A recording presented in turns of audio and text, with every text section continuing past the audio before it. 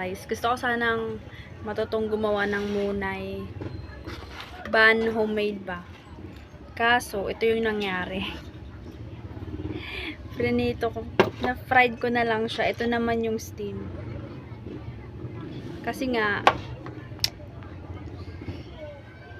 walang oven. Actually, may oven dito kaso di ko alam paano gamitin. Pero okay naman. Malambot. Mabango. Ito yung steam. Tapos, ito naman yung fried.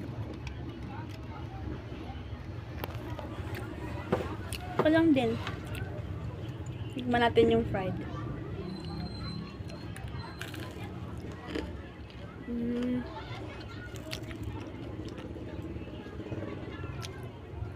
Ito lang naman.